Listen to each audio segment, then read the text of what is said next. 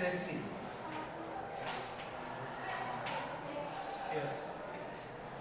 Assessing means any person who lives in India is liable to access or liable to pay tax. Therefore, we call him assessing. Next concept is assessment year. Assessment year means in which year we access our income which is earned within a previous year for tax purpose. म्हणजे मागील वर्षी जे उत्पन्न आपण कमवलेलं आहे त्या उत्पन्नावर tax ज्या वर्षी कॅल्क्युलेट केला जातो त्या वर्षाला आपण असेसमेंट इयर असं म्हटलं जातं. इन्कम टॅक्स नुसार assessment year means the period of 12 months commencing from first day of April every year and ending on 1st March of the subsequent year. Future next preceding year of the previous year is an assessment year. थोडक्यात आपल्याला सांगायचं म्हटलं की मागील वर्ष जे काय आहे ते आपलं प्रीवियस इयर आहे. या वर्षाचा जर विचार केला तर 1 एप्रिल 2018 ते 31 मार्च 2019 या वर्षामध्ये जे काही उत्पन्न आपण कमवलेलं आहे त्या उत्पन्नावर ज्या वर्षात आपण टॅक्स कॅल्क्युलेट करणार आहोत किंवा भरणार आहोत ते वर्ष म्हणजे 1 एप्रिल 2019 ते 31 मार्च 2020. कारण याच्यात कमवलेलं उत्पन्न आपण या वर्षामध्ये त्याच्यावर टॅक्स देणार आहोत म्हणून याला असेसमेंट इयर असं म्हणतात. म्हणून मग थोडक्यात आपल्याला असेसमेंट इयरच्या बाबतीत अजून म्हणावं लागेल. Assessment year is the year in which the tax is calculated on the income which is earned within previous year. मागील वर्षी जे उत्पन्न कमवलेलं आहे त्या उत्पन्नावर ज्या वर्षात टॅक्स कॅल्क्युलेट केला जातो त्याला असेसमेंट इयर असं म्हटलं जातं. The total income of a person and his tax liability is accessed in the assessment year as per the provision applicable to that year. Thus the assessment year. ज्या पद्धतीने income tax act मध्ये provision दिलेले असतील, कायदेशीर तरतुदी दिलेल्या असतील, त्या पद्धतीने त्याने जे जे काही इन्कम ऍक्सेस केलेलं आहे त्यामध्ये त्याच्यावर तो इन्कम टॅक्स कॅल्क्युलेट केला जातो.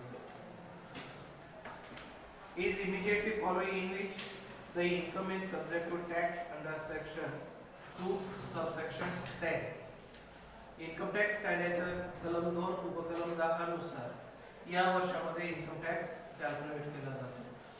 अजून एक उदाहरण द्यायचं म्हटलं तर मी करंट फायनान्शियल इयर मानलं याच्यावरचा टॅक्स मी 1 एप्रिल 2020 ते 31 मार्च 2021 या असेसमेंट इयर मध्ये पेड करेन.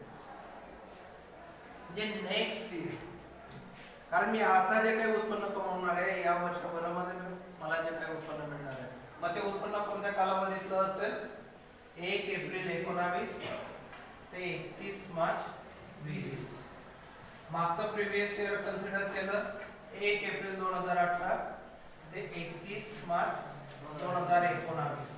याच्यात जे मी उत्पन्न कमवलेलं आहे आता हे प्रीवियस इयर त्याच्यावर मी टॅक्स या काळात भरतोय म्हणून या वर्षाच्या तुलनेने हे वर्ष असेसमेंट इयर आहे. याचा विचार केला, या प्रीवियस इयरचा विचार केला तर हे वर्ष असेसमेंट इयर आहे. या वर्षाचा विचार केला तर हे वर्ष असेसमेंट इयर आहे. म्हणजे next year will be the assessment year as per Income Tax Act. Assessment year means in which we calculate the tax which is income earned during the previous year. आता assessment year बरोबर दुसरे concept येते ती म्हणजे previous year. Previous year ही concept आपल्याला याच्यावरून लक्षात येते प्रीवियस ईयर, करंट डेटचा विचार केला, आजच्या तारखेचा किंवा आजच्या महिन्याचा विचार केला, तर हे current year that is financial year और assessment year for the previous year. आजच्या तारखेचा विचार केला. मग आजच्या महिन्याच्या तुलनेने प्रीवियस इयर म्हणजे मागचं वर्ष की ज्याच्यामध्ये आपण उत्पन्न कमवलेलं आहे आणि त्याच्यावरचा टॅक्स आता आपण पे करणार आहोत. Previous year is the period of last year in which we earn the income and paid income tax as per the provisions of income tax in the next year or current year. म्हणजे मागच्या वर्षाच्या तुलनेने आपलं previous year which is start on 1st April 2018 and ends on 31st March 2019. This is the previous year, last financial year. As per Finance Act, it is last financial year की ज्याच्यामध्ये आपण उत्पन्न कमवलेलं आहे, उत्पन्न कमवलेलं आहे, बिझनेसच्या दृष्टिकोनातून नफा कमवलेला आहे की ज्याच्यामध्ये आपण सर्व प्रकारच्या ऍक्टिव्हिटीजच्या माध्यमातून काहीतरी नफा कमवला आहे, उत्पन्न कमवलं आहे आणि त्याच्यावर आता आपण इन्कम टॅक्स पेड करणार आहोत. Income earned during the previous year, we paid tax as per provision of Income Tax Act in the next year, which is called as assessment year. म्हणजे आता या दोन्ही कन्सेप्टचा जर आपण विचार केला, प्रीवियस इयर आणि असेसमेंट इयर, या दोन्ही कन्सेप्ट आपल्याला लक्षात येतील की आपण ज्या वर्षामध्ये उत्पन्न कमवतोय त्याच्यात आपल्याला त्याच्यावर टॅक्स भरायची गरज नाही. त्याच्यावरचा टॅक्स आपल्याला पुढच्या आर्थिक वर्षामध्ये आपल्याला पेड करायचं असतं. म्हणून सेम इयर मध्ये आपण टॅक्स पेड करत नाही, कारण तो कालावधी, कारण त्यांनी वरती म्हटलेलं आहे assessment year is the period of 12 months within we calculate the tax on the income earned or profit earned during the last year or last year means previous year. त्याच्यामध्ये आपण त्याच्यावर इन्कम टॅक्स पेड करणार आहोत. म्हणून एक concept आहे आणि त्यांनी काय म्हटलेलं आहे, as per section 3 of income tax act, previous years means the financial year immediately preceding the assessment year. assessment year च्या immediate preceding, succeeding म्हणजे पुढचं, सक्सेडिंग म्हणजे पुढचं, प्रेसिडिंग म्हणजे मागचं. Immediate presiding the last financial year of assessment year. आता हे जर असेसमेंट इयर आपण मानलं, करंट इयर हे जर आपण असेसमेंट इयर मानलं, तर याचं जे काही इमिजिएट प्रेसिडिंग फायनान्शियल इयर आहे ते म्हणजे 1 एप्रिल 2018 ते 31 March 2019. This is the previous year. Then the income of previous year is assessed to tax in the assessment year. त्या वर्षभरामध्ये प्रीवियस इयर मध्ये जे काही इन्कम कमवलेलं असेल, उत्पन्न कमवलेलं असेल, त्याच्यावर टॅक्स आपण असेसमेंट इयर मध्ये पेड करणार आहोत. आणि म्हणून मग 12 महिन्यामध्ये, मागील 12 महिन्यामध्ये जो या काळात सुरू होतो 1 एप्रिल 2000 ते जे काय असेल ते 31 मार्च, 1 एप्रिल ते 31 मार्च, त्याच्यात जो काही उत्पन्न नफा कमवलेला आहे त्याच्यावरचा टॅक्स हा नेक्स्ट इयर मध्ये कॅल्क्युलेट केला जातो. It is called an earning year, accounting year of income, असं वेगवेगळ्या नावाने त्याला समानार्थी शब्दही त्याने दिलेले. Earning year, accounting year of income. Previous year starts from 1st April and ending with 31st March. जसे इतर व फायनान्शियल इयर्स आहेत त्या पद्धतीनेच ते वर्ष स्टार्ट आणि एंड होणार आहे. Except in case of setting up new business in that year, it is made compulsory to follow financial year as uniform previous year for assessing and all sorts of income. जर एखादा नवीन business start होत असेल तर तोही त्याच पद्धतीने ते नियम फॉलो करेल आणि 31 मार्चला जेवढं काही महिने त्याचे कंप्लीट झालेले असेल त्या पद्धतीने त्या इन्कम टॅक्स ऍक्ट प्रोव्हिजननुसार इन्कम कॅल्क्युलेशनमध्ये किंवा टॅक्स लायबिलिटीमध्ये युनिफॉर्मिटी आहे या दृष्टिकोनातून जसं बिझनेस स्टार्ट होईल तिथून तर 31 मार्च इथे त्याचं वर्ष संपलं. तर या काही मेन कन्सेप्ट आहेत जसं agriculture income, SSC assessment year आणि प्रिव्हियस इयर. यानंतर दुसरी एक महत्त्वाची कन्सेप्ट आहे आणि ती म्हणजे person.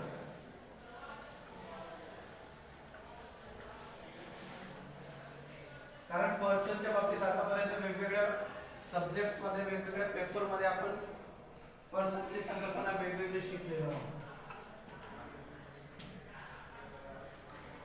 There is two type of person. One is individual. He is a natural person. And second is any firm, any business, any institution, any company which is called artificial person. Artificial person is recognized as per the Company Act and therefore we called it as an artificial person. कारण कंपनीला, व्यवसायाला, बिझनेसला आपल्या नावाने व्यवसाय करण्याचा अधिकार प्राप्त झाला आणि म्हणून मग आपण दोन प्रकारे इथे विचार करणार आहोत. त्यांनी काही कन्सेप्ट दिलेले आहेत. As per section 2 sub section 31 income tax is levied on the income of person. Those are follows. भारतीय आयकर कायद्यानुसार कलम 2 उपकलम 31 नुसार व्यक्ती म्हणून ज्यांनी इन्कम कमवलेलं त्याच्यावर इन्कम टॅक्स लावला जातो आणि ते कोण आहेत त्यामध्ये पहिलं अँड इंडिव्हिज्युअल म्हणजे सर्वसामान्य व्यक्ती तुम्ही आहे. आपण जे काही उत्पन्न कमवणार आहोत त्या कमवलेल्या उत्पन्नावर आपल्याला टॅक्स द्यावा लागेल आणि म्हणून आपण as a natural person and as per the income tax act we are the person. An individual, it means a natural human being who includes a male, female or a minor, whatever it may be.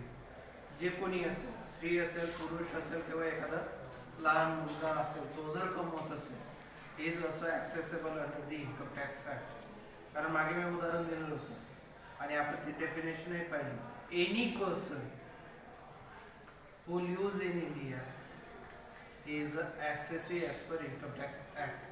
आणि म्हणून एका मुलीच्या वडिलांनी तिच्या जन्मानंतर 6 तासाच्या आत तिला पॅन कार्ड तिच्या नावाने काढलं होतं. 6 तासाच्या आत. आणि म्हणून मग ते बाळ सुद्धा इन्कम टॅक्स ॲक्ट नुसार एसएससी होऊ शकतं, तर आपणही होऊ शकतो.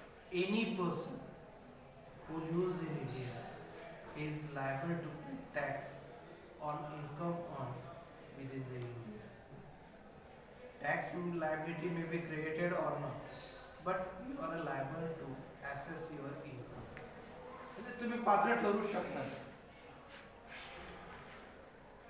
म्हणून भारतातले नॅचरल पर्सन किंवा मेल, फिमेल, मायनर जे कोणी असेल ते इंडिव्हिज्युअल म्हणून कन्सिडर होतात. सेकंड त्यांनी दिलेले HUF Hindu undivided family.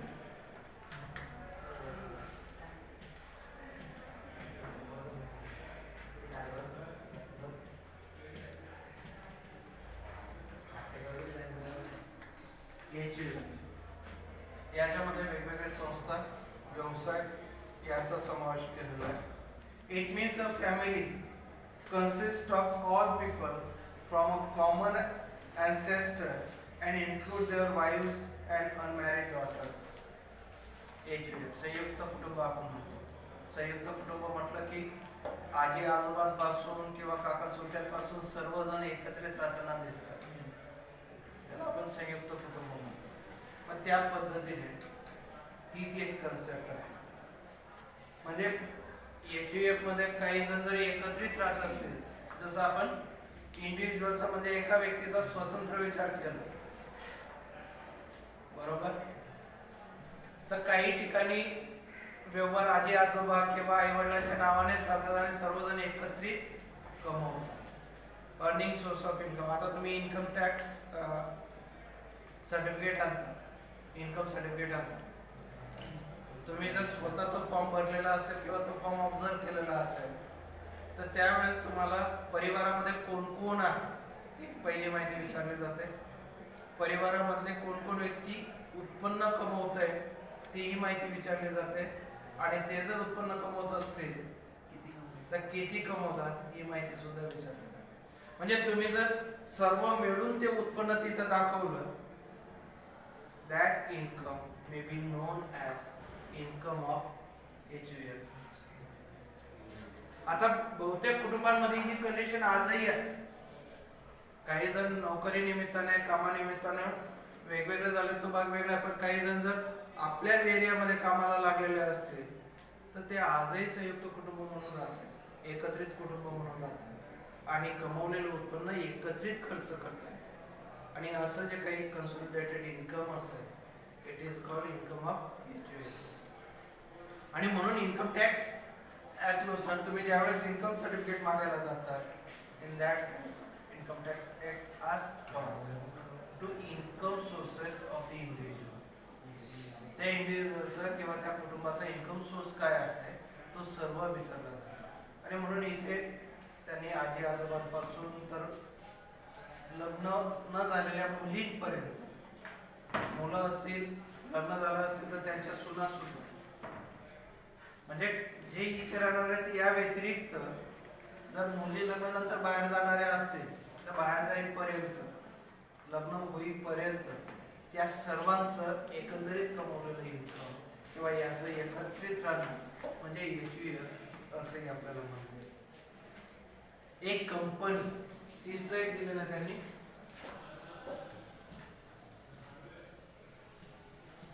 company which is established or formed as per the Company Act. A company includes Indian and a foreign company, as also any other institutions which have been accessible as company. भारतीय असेल किंवा विदेशी असेल, as also any other institution, आणि या व्यतिरिक्त कोणती दुसरी संस्था असेल which have been accessible as company. Second thing, या सर्व आर्टिफिशियल पर्सन मध्ये येणाऱ्या कन्सेप्ट आहेत. एक फर्म, चौथी आहे फर्म, कोणतीही संस्था. A partnership firm is may be registered और नॉट. भागीदारी संस्था असेल, त्याची नोंदणी झालेली असेल किंवा नसेल, पण त्याचा सुद्धा उल्लेख त्याच्यामध्ये येईल. An association of person,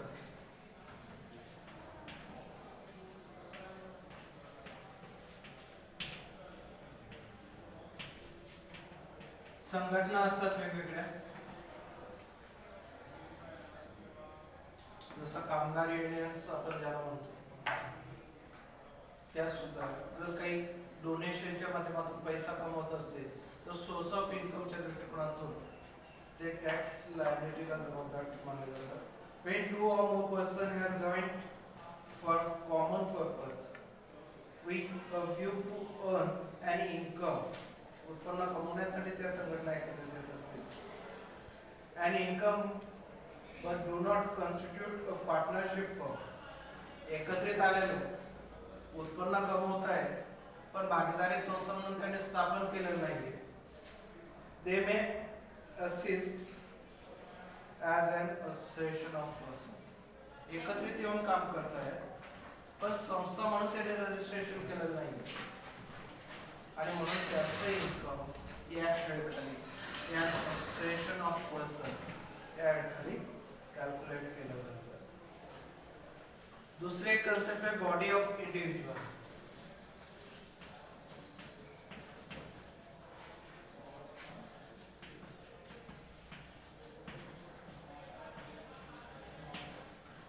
एक प्रकारे सहिष्णुच आपल्याला मानता येईल. Some individual who carry an activities with the object of earning some income. It would consist of only individual, insist, company or firm, can't be member or a body of individuals. याचं एक चांगलं उदाहरण द्यायचं म्हटलं तर बचत गटासारखे गट याच्यामध्ये काही ठराविक व्यक्ती एकत्रित येतात आणि काहीतरी उत्पन्न कमवण्याच्या उद्देशाने ते कामाला लागतात.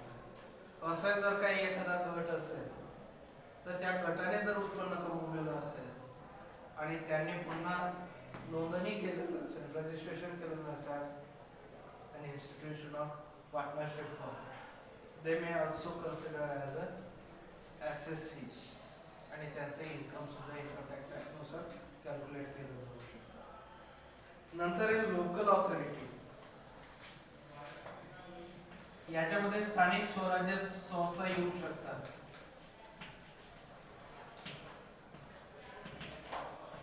लोकल अथॉरिटी, स्थानिक स्वराज्य संस्था येऊ शकतात.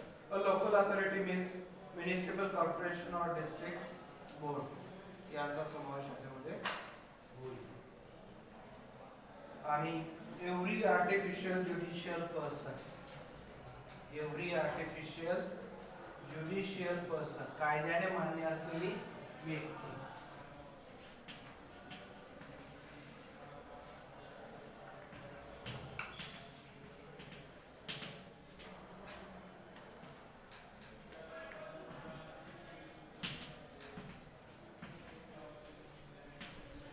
Artificial judicial person. The term artificial judicial person covers all such person who cannot be an individual under any of the first 6 categories. या 6 कॅटेगरीज व्यतिरिक्त असा एक व्यक्ती की जो कव्हर झालेला नाही, या कॅटेगरी मध्ये येत नाही, अशी प्रत्येक व्यक्ती जो आर्टिफिशियल ज्युडिशियल पर्सन म्हणून कन्सिडर केला जाऊ शकतो. आता नॉर्मली याच्यामध्ये जवळपास त्यांनी सर्वच कव्हर करून घेतले. बऱ्यापैकी जे जे ज्ञात आहेत ते जवळपास सर्वच घेऊन घेतले. कारण फॉर्म आले, कंपनी आली, पार्टनरशिप फॉर्म आली, बॉडी ऑफ इंडिव्हिज्युअल जे अनरजिस्टर्ड बॉडी असेल, कामगार युनियन यांचा उद्देश नफा कमवणं नसतो पण काही कमवण्याचा हेतू असतो. असं सर्व आलं. पण तरी सुद्धा याच्या जर एखादा इंडिव्हिज्युअल एक्सेप्शनल केस असेल तो जर आला तर तो सुद्धा याच्यामध्ये येऊन जाईल.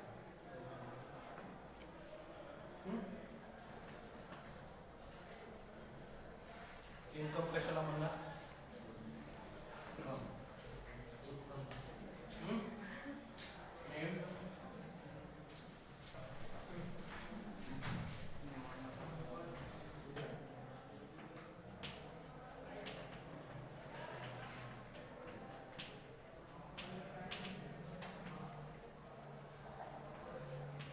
आर्थिक मोबदला जिथे जिथे तुम्हाला मिळतोय,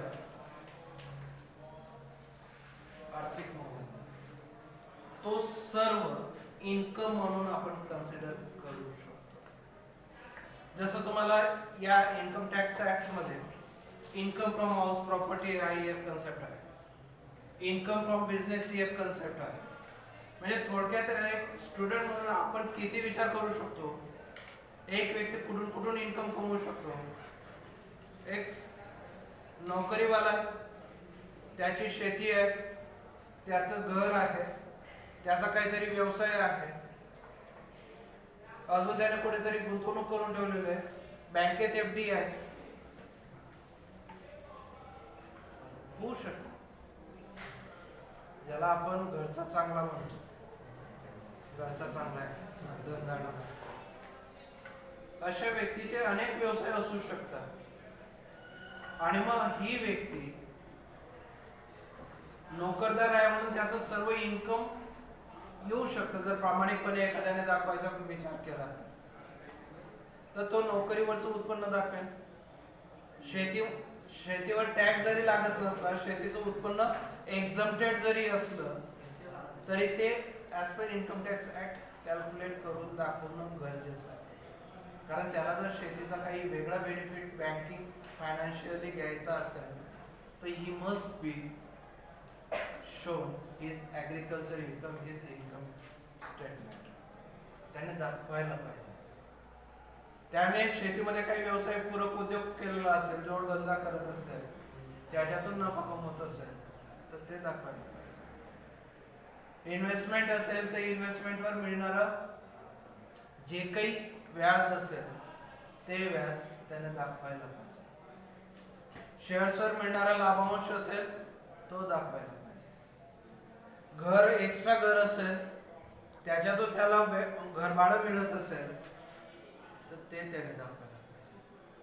आणि म्हणून त्याचे जे जे काही सोर्सेस ऑफ इन्कम असतील त्याने जर डिस्क्लोज केले तर त्या प्रत्येक सोर्स पासून मिळणारा पैसा हा त्याचं इन्कम असू शकतो. येथे काय दिलेले पहा, as per section 2 subsection 24 income tax is tax on income, that is direct tax. That is the concept of income important for the term income is inclusive and not inclusive. Thus income shall include not only the items which are mentioned specially under section 2 subsection 24 but also those which can properly the interpreted as per the definition of income. It includes following terms. फक्त non sources पासून येणारे income हेच income असतं असं नाही. आपण काळा पैशाच्या खूप बातम्या करू पाहतो. ब्लॅक जर असं अननोन सोर्स पासून जरी पैसा कमवलेला असेल तर you must be disclose as a SSC. तो दाखवला गेला पाहिजे. म्हणून तुम्हाला जर एक बातमी आठवत असेल तर केंद्र सरकारने नोटबंदी करण्यापूर्वी जून 2016 ते सप्टेंबर 16 या काळात त्यांनी इन्कम डिक्लेरेशन स्कीम लागू केली होती. तुमचं जे काही इन्कम असेल, जो काही पैसा तुमच्याकडे असेल, you should be disclosed and convert it into private white money. Disclose करा आणि त्याला white money मध्ये convert करा by paying specific percentage of tax. त्याच्यावर काय 40 ते 45% पर्यंत टॅक्स होता तो पेड करा आणि त्या ब्लॅक मनीला व्हाईट करा.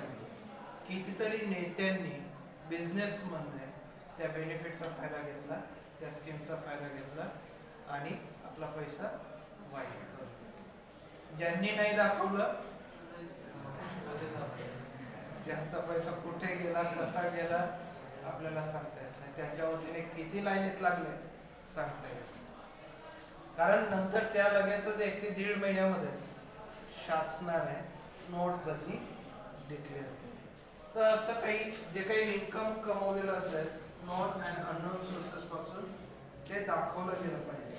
आता याच्यामध्ये त्यांनी काही लिस्ट दिलेलं, प्रॉफिट अँड गेन्स, नफा किंवा फायदा जो काही त्यांना मिळालेला असेल, dividend, voluntary contribution received by a trust created only और पार्टली फॉर चॅरिटेबल और religious purpose, the value of any perquisites or profit in lieu of salary taxable under salaries, any special allowances or benefits other than perquisites specially granted to the assessee to meet expenses only necessary and exclusively for the performance of the duties, any allowance granted to the assessee either to meet his personal expenses or to compose him for increased cost of living, any capital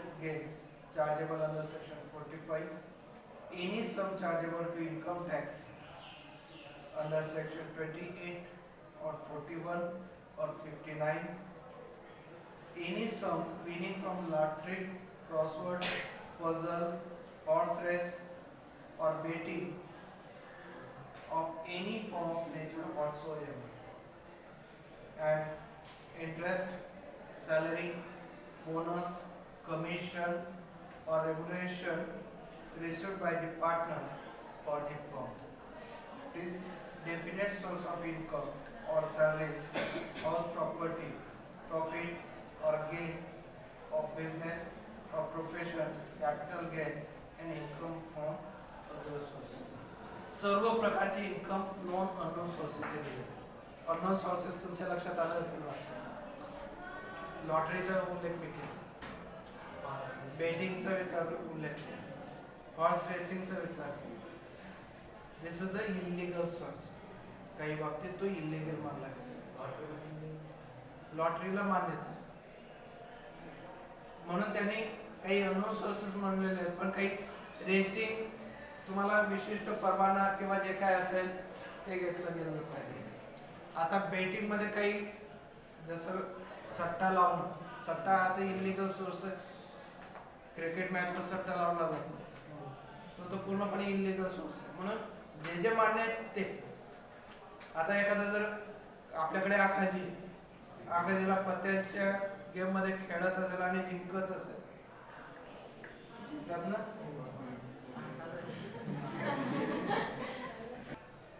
आणि म्हणून असे जे काही non unknown sources आहेत ते दाखवले. आता एक चांगलं उदाहरण मी तुम्हाला देईन. ॲज अ टीचर और professor we assess or evaluate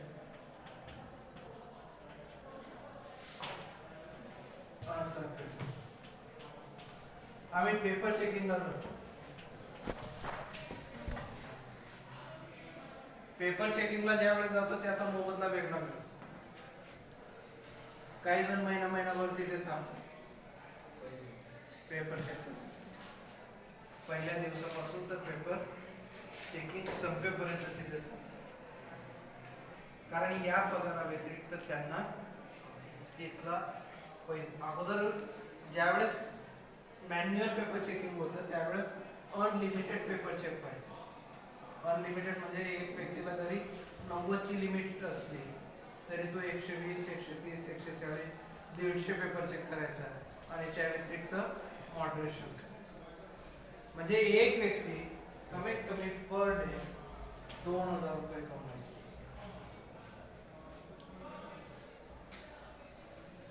आणि त्यानुसार कमीत कमी तो जर 30 दिवस गेला असेल तर त्या महिन्याभरामध्ये 60,000 रुपये. आता प्राध्यापक आहेत सिनियर, बहुतेकांचा पगार इन्कम टॅक्स कायद्यानुसार 30% मध्ये येतो. याच्यावर 30% टॅक्स कॅल्क्युलेट करायचं म्हटलं तर 6 दुने किंवा किती 18 प्लस टॅक्स वर 3%, 18 3 36, 18,540. त्याने इन्कम कमवलं वाईट नाही, पण त्याने कायद्यानुसार जर ते इन्कम दाखवलं तर त्याला एवढे टॅक्स भरावा लागेल. पण तो 99% लोक तो दाखवत. आणि म्हणून मग कोणतंही इन्कम असेल ते जर याच्यामध्ये दाखवलं गेलं, कारण हे त्याचं इन्कम आहे. विद्यापीठाने शिक्का मारून दिलेला आहे की that is a remuneration, not a honorary. मानधनावर टॅक्स लागत नाही. त्या प्रोव्हिजन्स मध्ये ते मानधन येणार असेल तर त्याच्यावर टॅक्स लागत नाही. पण रेम्युनरेशन कोणताही मोबदला असेल त्या काम केल्याबद्दलचा त्याच्यावर मात्र टॅक्स लागतो. म्हणून हे सर्व कन्सेप्ट दिलेले. आता या इन्कमचे हेड्स दिलेले आहेत. Heads of income as per Income Tax Act 1961, the income have been classified into 5 categories of income as per the provision of Income Tax Act. Income earned as per the Income Tax Act 1961, which is classified under these 5 categories, which is income from salary. म्हणजे पहिली category आहे income from salary, जी नोकरदाराची जो direct tax source आहे, जो direct tax source income from salary, ज्याच्यावर आपण प्रॉब्लेमही घेणार आहोत, जो कॉमनली कॅल्क्युलेट केला जातो. Second, income from house property.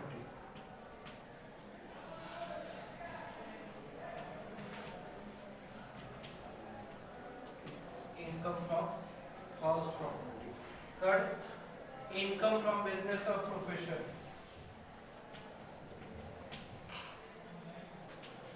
याच्यामध्ये आपण चार्टर्ड अकाउंटंट आणि डॉक्टर यांचे इन्कम कॅल्क्युलेट करणार आहोत. प्रोफेशन. चौथं, income from capital gain.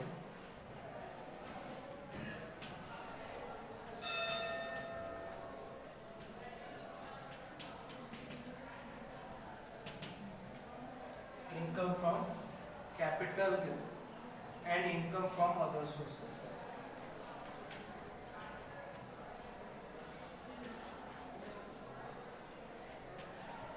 Known or unknown sources. Capital gain एखादी कॅपिटल ॲसेट्स विकून कमवलेला नफा, एखादी मोठी प्रॉपर्टी विकून कमवलेला नफा. फॉर एक्झाम्पल प्लॉटिंगचे व्यवसाय आपण करतो, आपल्या परिसरामध्ये होतात, आणि या सर्वांचा जर आपण विचार केला तर प्लॉटच्या किमती दर 6-8 महिन्यांनी डबल होताना आपल्याला दिसतात.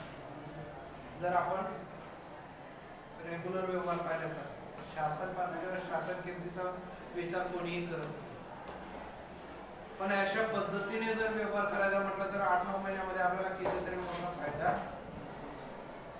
आणि अशा जर मोठ्या प्रॉपर्टीज विकल्यात आणि त्याच्यातून नफा मिळत असेल, that is capital gain. Salaried person, any person who earns salary, that income is known as income from salary. A person earn income from house property, that or which income is called income from house property, that is rent. Specially त्याच्यामध्ये काही rent. Income from business और profession, कोणत्याही व्यवसायातून कमवलेलं उत्पन्न. Income from capital gain आपण पाहिलं, and income from other sources, other non and unknown sources. जसं एका ठिकाणी कमिशन आलं, बेटिंग आलं, हॉर्स रेसिंग आलं, ॲग्रिकल्चर इन्कम आलं, या बाकीच्या सर्व जे काही नोन अननोन सोर्सेस आहेत या सर्वांचा समावेश त्याच्यामध्ये होणार आहे. दुसरी एक कन्सेप्ट आहे ग्रॉस टोटल इन्कम.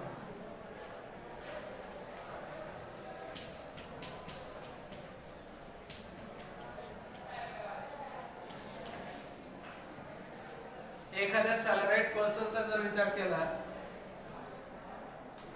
तर त्या सॅलराइड पर्सनच्या दृष्टिकोनातून gross total income is a income, total income earned during the year, total income without any type of deduction, it is called gross total income.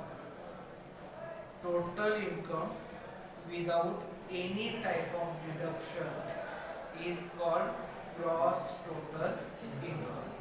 म्हणजे एखाद्या पगारदार नोकरदाराचं जर आपण उदाहरण घेतलं तर शासनाकडून त्याच्या नावे किती पैसा आलेला आहे पगार म्हणून, तो पैसा म्हणजे त्याचा ग्रॉस टोटल इन्कम. मग नंतर वेगवेगळे सोर्सेस आहेत की ज्या माध्यमातून ते डिडक्ट होत जातात. उदाहरणार्थ TDS च्या माध्यमातून इन्कम टॅक्स कट होतो, GPF, general provident fund, professional tax, LIC किंवा वेगवेगळ्या ठिकाणावरून कर्ज घेतलेलं असेल त्याचे हप्ते असतील,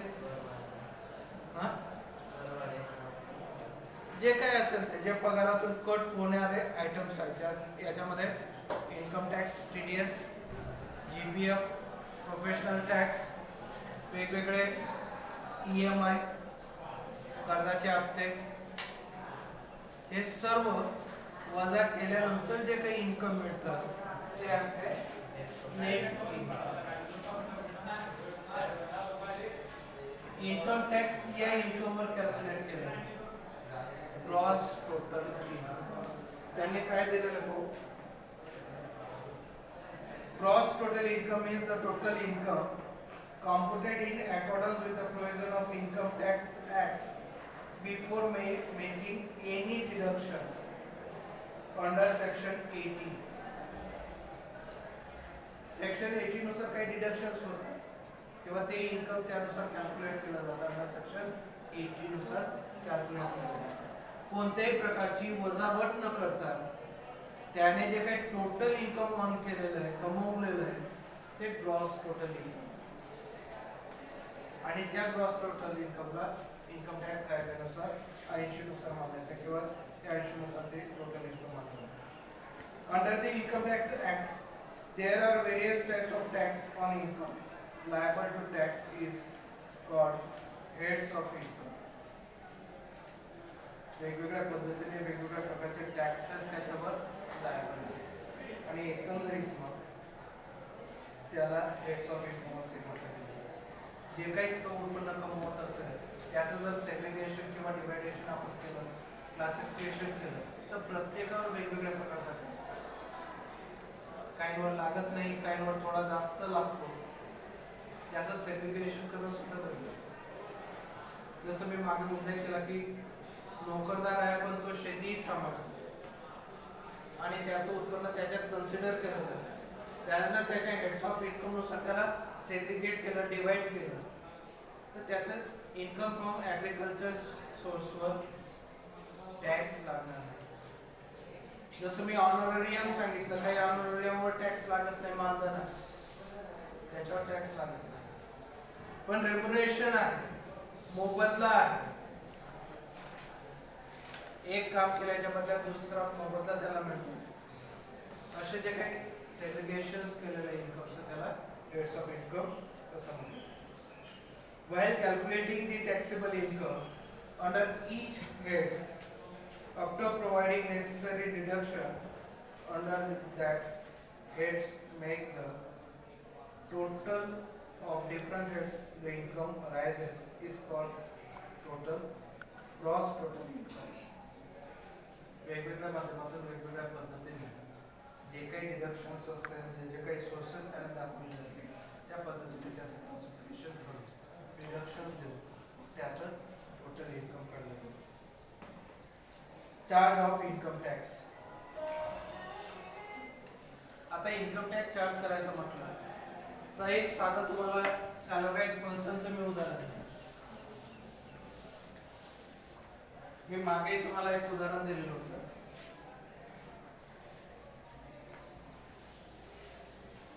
बाकीचे जे काही बेसिक्स आहेत ते नंतर आपण क्लिअर करणार आहोत. पण एक इन्कम टॅक्स कसं कॅल्क्युलेट केला जाईल. एखाद्या पर्सनची ग्रॉस सॅलरी आहे 10 लाख रुपये. ग्रॉस सॅलरी 10 लाख रुपये.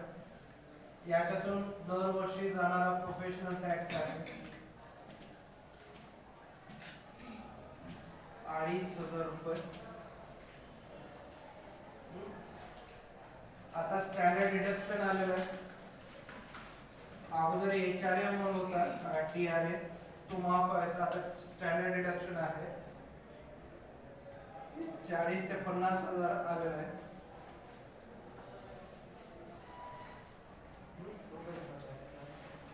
व्यवसाय कर आहे की जो दर वर्षी प्रत्येक नोकरदार पेड करत असतो. हा मॅक्झिमम 2,500 आहे. याच्यावर वाढवण्यावर चर्चा सुरू आहे. आणि हा कर जसं इन्कम टॅक्स हा केंद्राला जातो, केंद्र सरकार इन्कम टॅक्स वसूल करतं, मात्र प्रोफेशनल टॅक्स हा राज्य सरकार वसूल करतं. तेवढा द्यावा. त्यानंतर समजा त्याची हाऊसिंग इंटरेस्ट असेल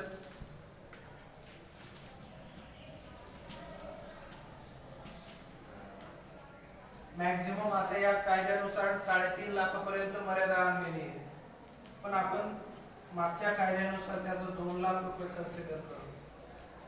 त्याची ATC नुसार असलेली इन्व्हेस्टमेंट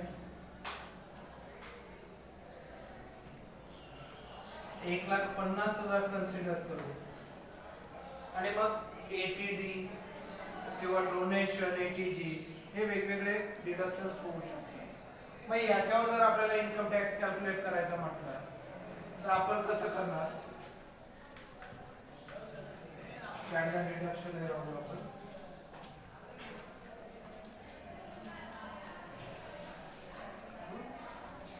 एक एक्झाम्पल घेऊ. आता तुम्हाला टॅक्स द्यायचा आहे. टॅक्स रेट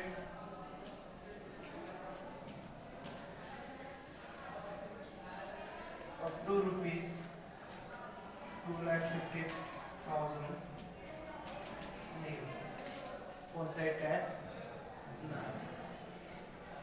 2,50,000 एक ते 5,00,000 5%. 5,00,000 एक ते 10,00,000 20% and above 10 lakh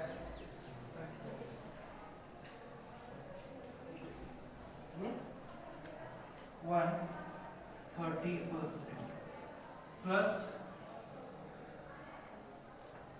3% cess on tax. एवढा टॅक्स त्याला द्यायचा.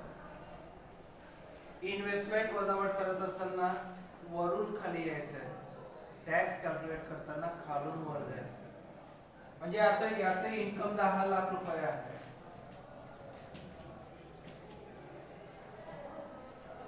त्याच्यातून ग्रॉस इन्कम, त्याच्यातून त्याचा प्रोफेशनल टॅक्स वजा होईल 2,500,000. 9,99,700 किती 99 येईल का? 9,97,500. Standard deduction 50,000. स्टँडर्ड डिडक्शन 50,000 किती 9,47,500. 9,47,500. त्यानंतर हाऊसिंग इंटरेस्ट आपण किती दाखवलेलं आहे?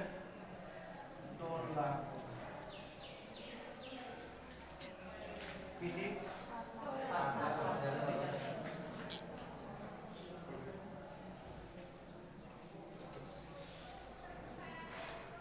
7,47,500.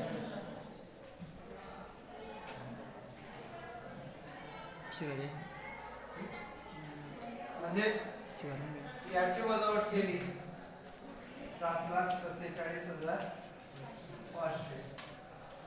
अजून ATC अंतर्गत येणारी इन्व्हेस्टमेंट जी कायद्याने फक्त 1,50,000 आहे.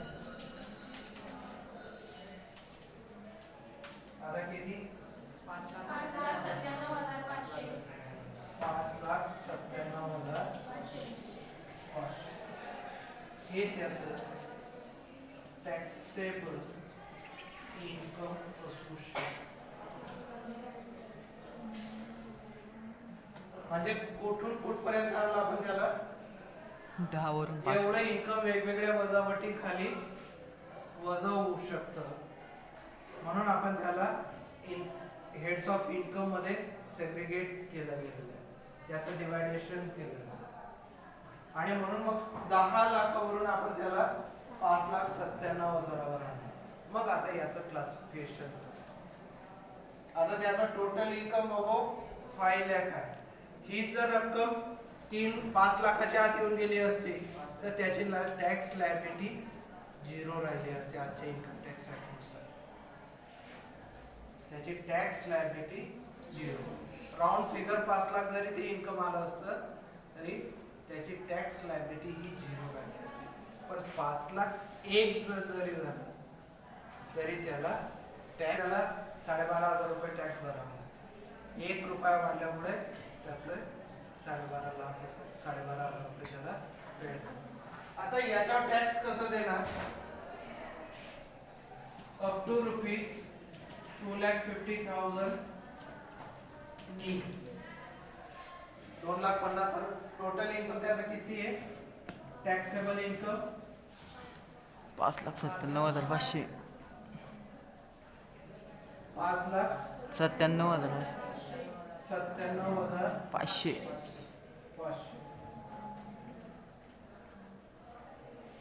याचं सेग्रिगेशन केलं तर पण 2,50,000 पर्यंत निघेल. 2,50,000 एक ते 5 लाखापर्यंत 5% म्हणजे 12,500. 12,500. मग 5 लाखाच्या पुढे किती आहेत? 5 लाख 1 ते 5,97,500 म्हणजे टोटल बॅलन्स किती इथला? 97,500. याच्यावर 20% टॅक्स.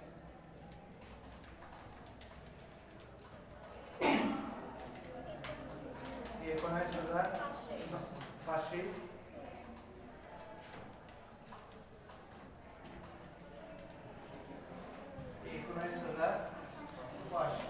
टोटल किती मग? 31,000 का 32,000? 32,000 tax. Add 3% cess, educational cess आपण त्याला म्हणू शकतो. 32,000 वर 3%, 32 3 96. 9,500. 960.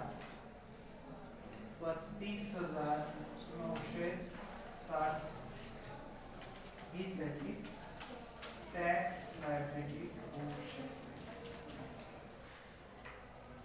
ही त्या व्यक्तीची टॅक्स लायबिलिटी. ढोबळ मानाने एवढेच हेड्स ऑफ इन्कम असू शकतात. म्हणजे तुमचं इन्कम कसं पद्धतीने सेग्रिगेट होत आहे, कोणत्या पद्धतीने त्याला आपण क्लासिफाय करू शकतो, ऍडजस्ट करू शकतो. That is the main source of adjustment. म्हणजे 10 लाखावरून जर त्या सरळ आपण इन्कम टॅक्स कॅल्क्युलेट केला असता, 10 लाखापर्यंतचं इन्कम दाखवलं असतं या स्टेजनुसार. पहिले 2.5 लाख माफ, दुसऱ्या 2.5 लाखावर 12,500 आणि पुढच्या 5 लाखावर 20% 1 लाख. 1,12,500 plus 3% cess. 1,12,500 गुणिले 3 किती? 35 का 33 किती? 3,375 आहे का? म्हणजे ते 1,12,500 अधिक 3,375 अराउंड 1,16,000 किंवा 15,000 तुम्हाला द्यावे लागणार. किती कमी झाले? जवळपास 75% कमी होऊन गेले. या पद्धतीने इन्कम टॅक्स चे कॅल्क्युलेशन गरजेचं आहे. ठीक आहे.